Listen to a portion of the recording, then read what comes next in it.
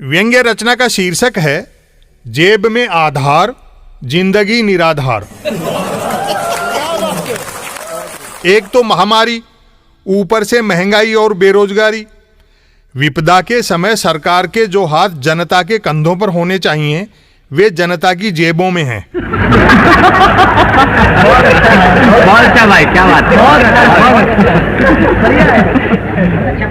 आज जितनी महंगाई त्रेता में रही होती तो सुरसा मुख फैलाना तो दूर जरा सा खोलने की भी हिम्मत नहीं कर सकती थी।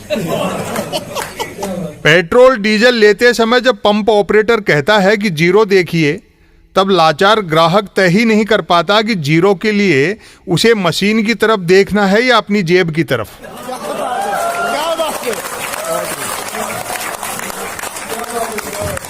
सुबह अखबार खोलते ही भाग्यवादियों को तो छोड़िए, पुरुषार्थवादी भी बाजार भाव से पहले राशिफल पढ़ने लगे हैं।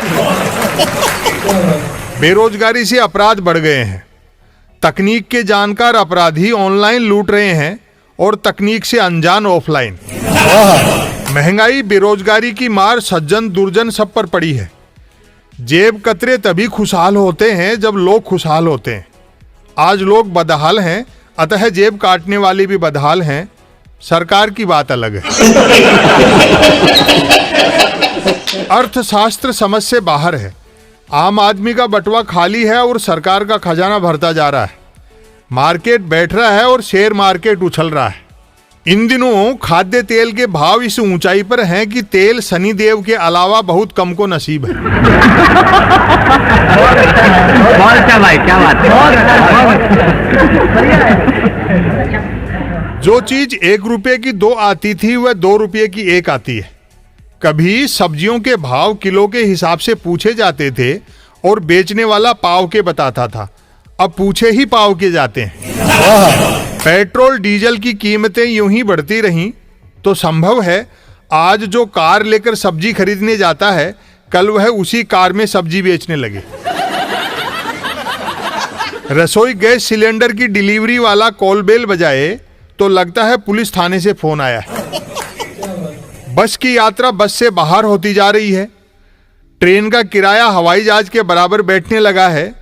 बावजूद लोग सिर्फ इसलिए ट्रेन को प्राथमिकता देते हैं कि एक तो हवाई अड्डा हर जगह नहीं है और दूसरा हवाई जहाज में जंजीर खींचने की सुविधा नहीं होती।